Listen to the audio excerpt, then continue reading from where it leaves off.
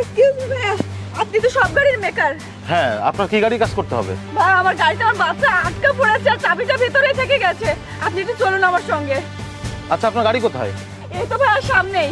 আচ্ছা ঠিক আছে, চলুন। এই ওসমান, তুই টুলবক্স থেকে মাল এনে এই হাইড্রোলিকের কাজটা কর। ভাই একটু তাড়াতাড়ি চলুন। চলুন। একটু তাড়াতাড়ি আসুন।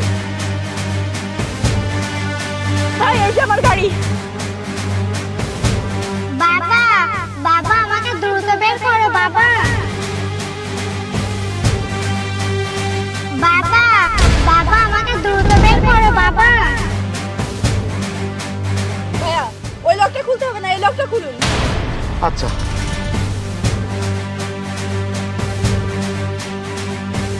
ম্যাডাম, এই লক আমি খুলতে পারবো, কোনো সমস্যা নেই। আরে তাহলে তাড়াতাড়ি খুলুন। কিন্তু এই লক খুলে আমার লাভ কি? তার আগে বলুন যে এই লক খোলার জন্য আপনি আমাকে কত টাকা দিবেন, এটা আগে ক্লিয়ার করে নেন। আরে ভাই আপনি কেমন মানুষ? আপনার ভিতরে কি কোনো মনুষ্যত্ব আছে? আমার বাচ্চাটা গাড়িতে আটকা পড়েছে আর আপনি এখানে টাকার হিসাব করছেন। তাড়াতাড়ি খুলুন না ভাইয়া। সেটা আপনার একান্ত ব্যাপার। গাড়ির ভিতরে আপনার বাচ্চা আছে নাকি সোনাদানা আছে এটা দেখে তো আমার কোনো লাভ নেই। আমারও পেট আছে, আমার সংসার আছে। আপনি আগে বলুন আমাকে কয় টাকা দিবেন, তারপর আমি লক খুলে দিচ্ছি। আচ্ছা ঠিক আছে ভাইয়া, বলুন আপনার কত টাকা লাগবে। এই লকটা খুলে একটু ক্রিটিক্যাল, সমস্যা নেই, আপনি 5,000 টাকা দিয়ে। কি সামান্য একটা ডিগি খুলতে আপনাকে আমার 5,000 টাকা দিতে হবে? আপনার কি মাথা টাথা ঠিক আছে নাকি নষ্ট হয়ে গেছে? কি আর করবো, বাচ্চাটা আমার আটকা পড়েছে। আচ্ছা আপনাকে 5,000 টাকা দিব, আপনি ডিগিটা খোলেন। আচ্ছা ঠিক আছে।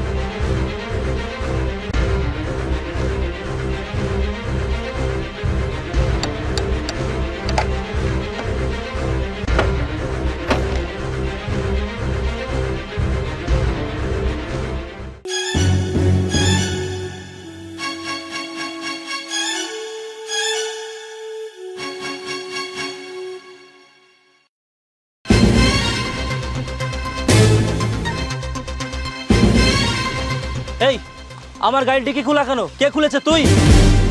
না না স্যার, আপনার গাড়িটিকে আমি খুলিনি। তুই খুলিসনি মানে? এই আমার গাড়িতে একটা ব্যাগ ছিল আর সেই ব্যাগে 33 লক্ষ টাকা ছিল। সত্যি করে বল, আমি যদি আমার ব্যাগ না পাই তোকে কিন্তু আমি পুলিশে দেবো। স্যার বিশ্বাস করেন আমি আপনার ডিকি খুলিনি। তবে একটা মেয়ে এসে আপনার ডিকি খুলে এদিক থেকে এসে একটা ব্যাগ নিয়ে দৌড় দিল। কি বলিস? কোন দিকে গেছে? স্যার এদিকে গিয়েছে স্যার।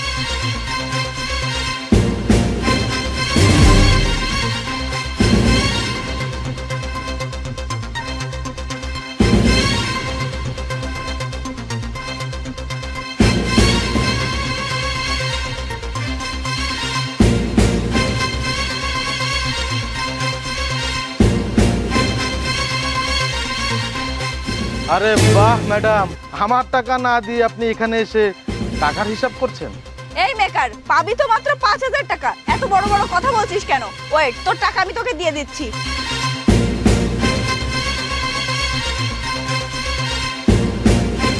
এই নে তোর টাকা। আরে রাখেন আপনার 5,000 টাকা।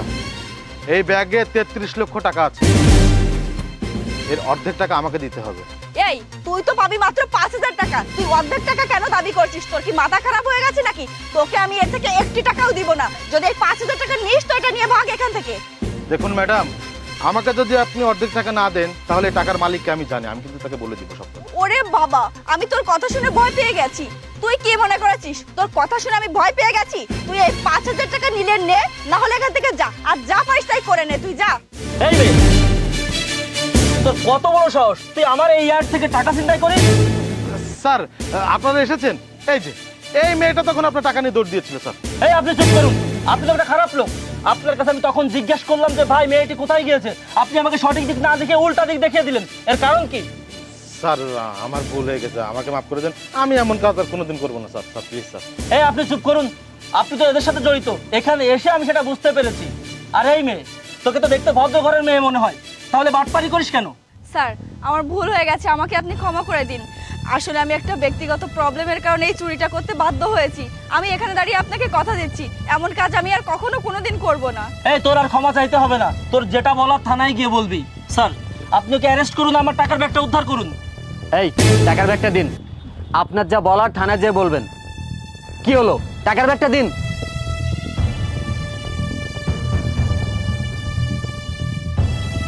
থানায় চলুন, আপনিও আমার সাথে চলুন থানায়।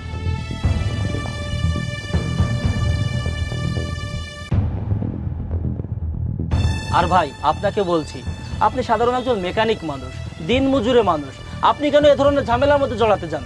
একটা কথা মাথায় রাখবেন, অসৎ পথে চলে কেউ কোনোদিন উন্নতি করতে পারেনি।